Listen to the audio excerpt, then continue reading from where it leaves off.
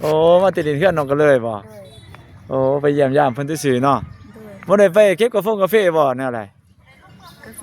เก็บแล้วเลยเก็บแล้วบ่โดยเออยังงวดใหม่หรือว่าแล้วเลยบ่หรือแนวใดง่ายอีกยังอีกบ่ยังอีกงวดหนึงเนาะโดยเออ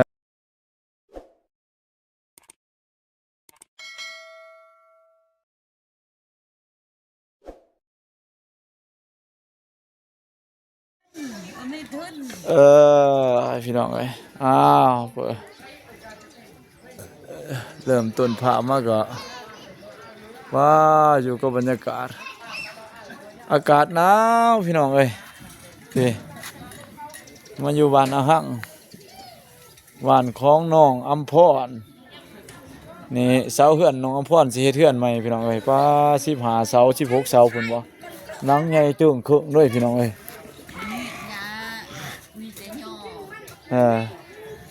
นี่น้องอำพรจักอยู่เฮือนอยู่ซ่านบ่น้องอำพรนี่เพิ่นพี่น้องเอ้ยเอากราบทักทายสบายดีพ่อแม่พี่น้องFC ที่น่าฮักเบิดสุขคนบ่ว่าอยู่ไกลพี่น้องเอ้ยอยู่ภายในและก็ต่างประเทศ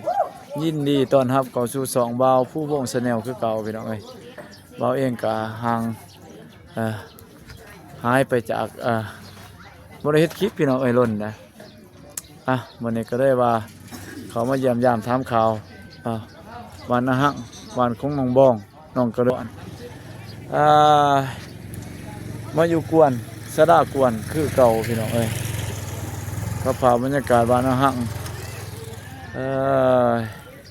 อากาศเย็นพี่น้องเอ้ยนี่บ่ทันได้บ่เห็นตะเว้นเด้ประมาณ4 โมงปลายพี่น้องเอ้ยขี้ฟ้าขี้เฟือก้อนเมฆพี่น้องเอ้ยปกคลุมมาแล้วสิพาพี่พาน้องมาเบิ่งเพื่อนของน้องอำพรน้องอำพรสิได้เพื่อนใหม่แล้วพี่น้องเอ้ยขี้ทรายกองจูนพูนกองทรายกองแฮนี่เพิ่นก็เริ่มสิปักพังเลยพี่น้องเอ้ยนี่เพิ่นก็ได้ทอกเทเพื่อสิเอาเสาลงให้มันเพียงมันเทียงพี่น้องเอ้ย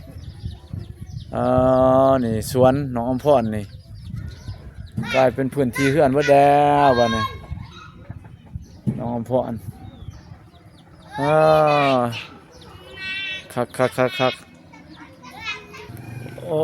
ยคอยคำลงแดงพี่น้องเอ้ยพูดเราเองไปเอิ้นหาน้องอำพรบ่เห็นน้องอำพรมาพี่น้องเอ้ยหมู่ว่าเพิ่นมาแต่ไสน้องอำพรสวัสดีอำพรโอ้มากับไฟน้ออำพรนี่สวัสดีอำพรโอ้ยบ่เคยถ่ายคลิปน้องอำพรจักเทื่อพี่น้องเอ้ยนี่น้องอำพรนี่มาแต่ไสล่ะอำพรมาแต่เพื่อนน้องก็เลยโอ้มาติดดินเพื่อนน้องก็เลยบ่โอ้ไปเยี่ยมยามเพิ่นซื่อๆเนาะบ่ได้ไปเก็บกาแฟบ่แนวใดกาแฟเก็บแล้วเลยเก็บแล้วบ่โดยยังงวดใหม่หรือว่าแล้วเลยบ่หรือแนวใดง่ายอีกยังอีกบ่ยังอีกงวดหนึงเนาะโดยก็ได้ข่าวดีว่าได้เฮือนใหม่เนี่ยโอ้คือเฮ็ดใหญ่แท้ว่ะน้องพรคือได้เฮือนใหญ่แท้บัดนี้ยังบ่แล้วดอกบ่ตั้งเสาป้าไว้สิโอ้เอาสงบก่อนเฮ็ดไปนำเทื่อน้อยเนาะพี่หน้าก็ต่อเติมอีกแน่นั่นบ่บ่แน่ไหนบางเทื่อ FC เพิ่นอยากซอยน้องอำพรก็ซอยได้เด้อพี่น้องเอ้ยนี่ FC อยากซอยเหลือน้องอำพรให้ได้บ้านอยู่พี่น้องเอ้ยละบ้านหลังเก่าก็สุดโทรมแล้วอำพรเนาะหลายจักปีเด้อเพื่อนหลังเก่าน้องอำพร18 ปีแล้ว18 ปีแล้วบ่ก็บ่ธรรมดา18 ปีแต่อำพรก็ยังบ่ทันเป็นสาวพุ่นเนาะยังน้อยพุ่นมาไผล่ะโอ้สมาธิแท้เนาะบ่เห็นดนเด้อโอ้ยโทรใส่ก็บ่รับบ่หยังโอ้ยสมาดินโตคักแท้วันนี้ คนดอคนดังนี่น้ำหายากขนาด สวัสดี สบายดีฟ้า แต่อ่าเฮ็ดห้องน้ำน้องก็เลย ไปเฮ็ดห้องน้ำมันก็เลย แม่ สิแล้วล่ะบ่ ยัง ยังบ่ มาอยู่ เออ ห้ากับโบกด้านหลัง โบกบ่ โบก งานก่อแล้ว ฮะ งานก่อถือว่าสำเร็จ งั้น มุก ก็ มุก ยัง ก็แหละ ยังอีกขั้นตอนหนึงก็คือก่ออ่างอาบน้ำก่ออ่างน้ำ โอ้ก่ออ่างน้ำไผแหน่มาเฮ็ดซอย ก็เบาลงแล้ว2คน ว่านุ่ง ทีมงานก็เข้าไปอันนั้นเพิ่นเบิดเข้าไป บ่ตุนเด้ กระลึม โอ้บ่ตุนก็ไปกระลึมบ่ ไป บ่ กระ โก ลึมเบิด บ่โกบ่ได้ไปน้ำเขาเนาะ ก็กับเบาหนุ่ม เอ บ่ อ ได้ เอ ไป อ เพราะว่ารถมันเต็มเลยเด้ รถเต็มบ่ ไปมีเบาฝนเบาเจ็บ แล้วก็เบาตูน อ๋อว่ามี แล้วก็เบาเมฆ จ้า กับเบาเตียงเพิ่นไป ถือว่าบ่ฝนบ่ได้เอารถไปติซะ บ่เรา เออ บ่ได้เอาเพราะว่าเราก็ค้าคือกันเราอะสิ เออ ไปกระลืมคือกัน แต่เอาไปมื้ออื่นพี่น้องเราสิไป ตอนนั้นแหละ พี่งเราไปบันตะลุย เออ หมูที่ว่าเคยไปแจกเครื่องนั่นแหละ เออ แต่นี่เขาไปตัวเมืองเลย อ่า แต่บ่ฮู้ดอกว่าสิไปทางใดเด้บ่เจ็บเพิ่นเลยพาไป เพิ่นเคยไปเนาะว่าเจ็บเนาะ บ่เจ็บเคย เว้าโก้ พาไป เมาโกก็ไปร่วมงานอยู่เพิ่นว่า แต่เคยไปมีแต่ครั้งหนึงนั่นแหละไปบ้านตะลุยนั่นแหละเดินไป อ๋อ ทาง ใกล้อยู่บ่เอาน้องเมืองไปใกล้บ่ก็ ไกลแล้ว เดี๋ยวว่ามันบ่ทันฮอดตัวเมืองเฮาไปนี่พอว่าตะลุยก่อนบ่แล้วว่าฮอดตัวเมืองได้ก็ใกล้ตัวเมืองไปอีก มันแยกกันคนละเส้น มันแยกกันคนละเส้นจังซี่นี่เข้าเส้นนี้ไปเมืองก็เริ่มเข้านี่ก็ออกไปบ้านตะลุย เป็นบ้านชนบทที่ห่างไกลโซดีที่แท้แม่นบ่ แม่น เขาเถิงหยัง ฟ้าเลยนั่น ป้า โอ้ โถ โทษยากเลย โหดเป็นโหดบ่ทาง โหดแล้ว โอ้ยพี่น้องเอ้ยเว้าโก ล มี ง โอ เฮ กาส ล ได้ไป จังซี่ลงเฮลถ้าคำบ่สำเนียนเนี่ยบ่สำนานหรือว่าหยาดนะ โอ้ทางเรียบตีนผู้เลยเนาะ เรียบตีนผู้เลยนะ โอ้ย คือเห็นในกล่อง เนาะ คือทางไปเข็นเบิ่งในช่องบาโกถ่ายอยู่ ป้าโถ ช่องนั้นก็ แท้ อยากว่าฝนตกบ่ ว่า มันหนาฝนนี่แหละช่วงไปคราวนั้นก็พอบ้านเขาเจ้ามีแต่แบบมีเบิด อ่า มันเป็นอยู่ผู้ดอกบ้านเขา เอ ติด อ กับผู้ ถือว่าอยู่ในสันผู้เลยบ่อยู่ในหอมผู้อีหยังบ่บ้านพ่อแม่บ่สน ผู้เลยเหรอ ป้าโถ ตามห้องแบบห้องของผู้นะห้องแบบนี้เป็นผู้เขาอยู่ตามนั้นตามธรรมชาติของเขาบ่มีไฟฟ้าซ้ำ อ่า มีแต่กลางคืนจะมาเลยไต่โคมยางลงไป จากบ้านเขาจากบ้านคือจากจุดนี้ไปหา อยู่บ้าน แค่พุ่นแหละ โทษ ไปย่างไปเพราะว่ารถมันไปฮอนนั้นได้เพราะว่าบ้านเขาอยู่ทั้งผู้อีกบ่นี่ อยู่ทั้งผู้ ยามฝนสิบ่ยามไปทุบ่เนาะการใช้ชีวิตเนาะ อย่างฝนก็บ่ยากปานใด ฟืนไฟ มีแต่ไฟแฮนด์โซล่าร์บางคนเขาสิใส่ไดอะก็มีแล้วก็ไฟโซลาร์เซลล์ก็ใส่ประมาณ อ่า ไฟโซลาร์เซลล์โซลาร์เลยกับโคม อ่า เข้าใจ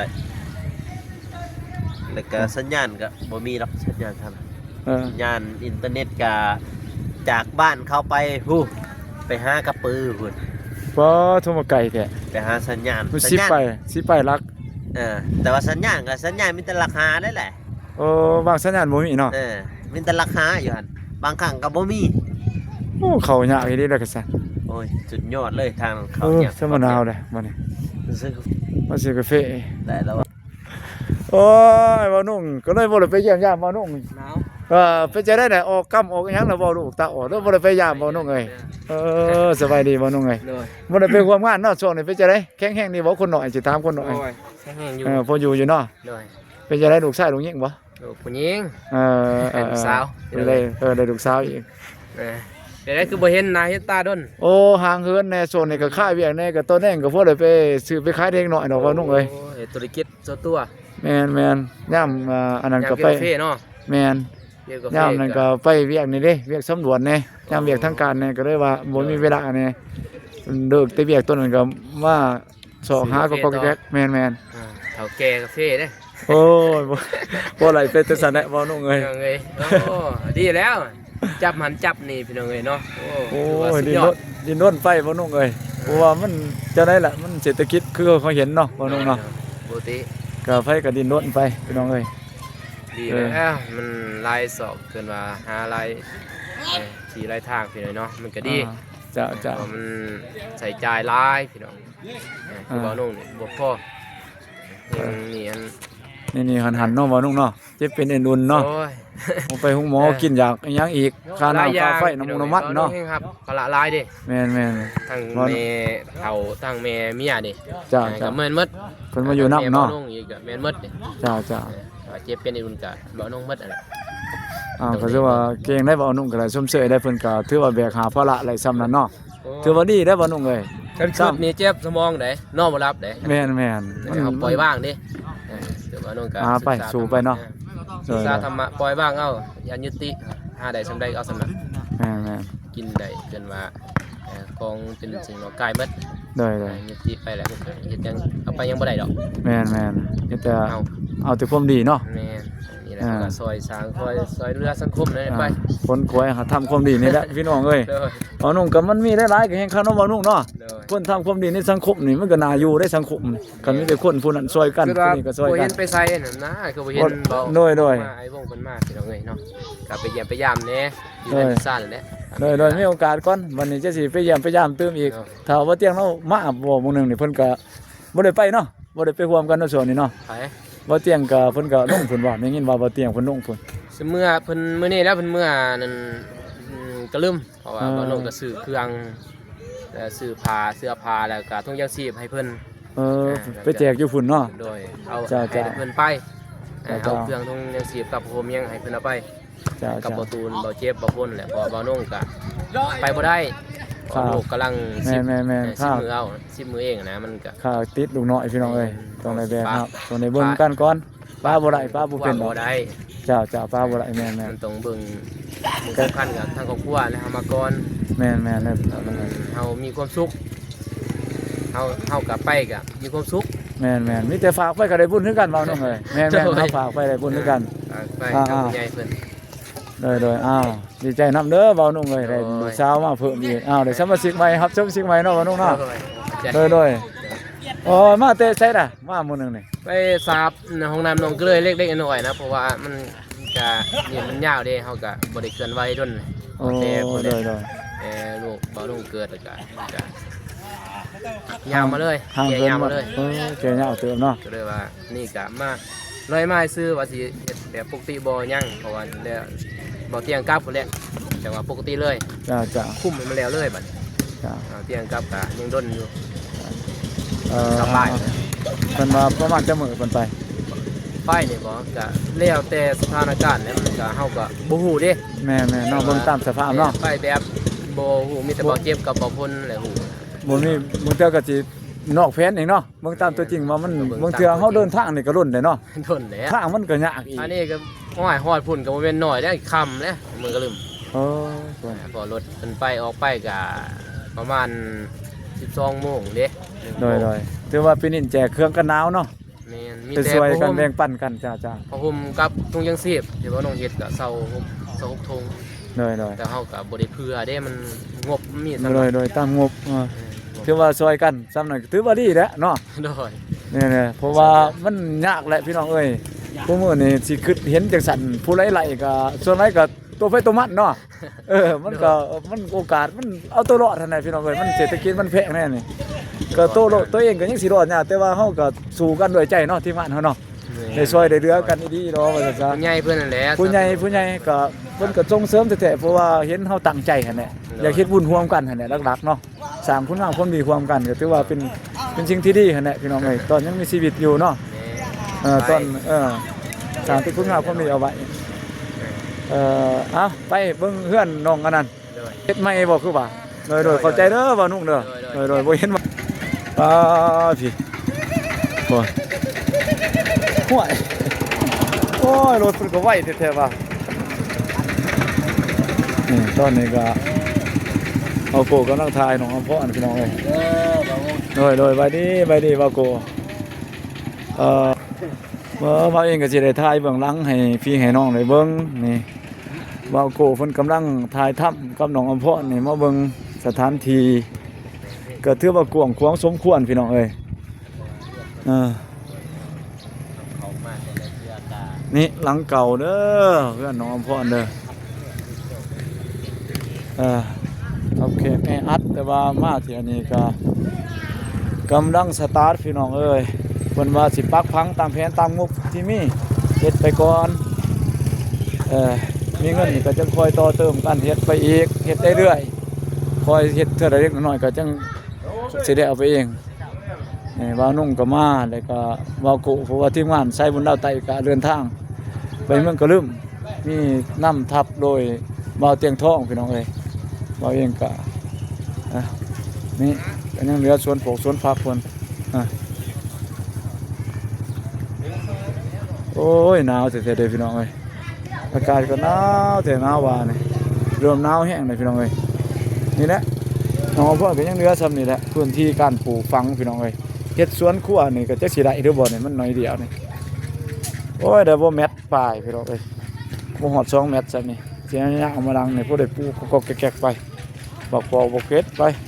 ผู้ได้กินตามภาษาบ้านนอกชาวบ้านเฮานี่แหละพี่น้องเอ้ยนี่เพิ่นยับย้ายนี่แหละนี่แม่นังเก่าเพิ่นอยู่นี่ตั้งอยู่นี่แต่ก่อนวันนี้เพิ่นยับย้ายไปอยู่แจ่ตัวนั้นก็พอมีพื้นที่ให้มันกว้างออกเพื่อสิตั้งเพื่อนอีกตัวนี้ก็จังว่าบ่เองก็สิบ่มีหยังหลายก็สิขอมุกขอบใจเลยก็สิลาพี่ลาน้องไปก็บ่เองก็สิกลับล่าไปก็ภาพบรรยากาศเพื่อนน้องอำพรถือว่ากำลังสีดีเดิมต้นพี่น้องเอ้ยก็ทีมงานก็มาเยี่ยมมายามเพิ่นหั่นแหละมาเฮ็ดต่อเติมห้องน้ำน้องก็เลยคือบ่าวนุ่งได้เล่าสู่ฟังบ่เองก็บ่มีเวลาได้มาช่วยพี่น้องเอ้ยก็เพิ่นก็สิเฮ็ดไปแต่ก็บ่ทันได้ห้องน้ำน้องก็เลยพี่น้องเอ้ยก็เองก็ขอบคุณขอมุกขอบใจเด้อพี่น้องที่เข้ามาเบิ่งคลิปบ่าวผู้วงChannelก็เองก็โอกาสหน้าสิท้ายให้พี่น้องเมืองใหม่ขอให้ทุกคนมีแต่ความสุขความเจริญปรารถนาสิ่งใดก็ขอให้สมดังความมุ่งมั่นปรารถนาแล้วก็ร่ำรวยแข็งแรงเดินทางไปไสมาไสก็แคล้วคลาดจากพยันตรายทั้งปวงแล้วก็ร่ำรวยเป็นเศรษฐีมหาเศรษฐีกันเบิดทุกคนมาเองก็จะขอกราบลาพี่ลาน้องไปก็พาบรรยากาศนี่แหละพี่น้องเอ้ยไปก่อน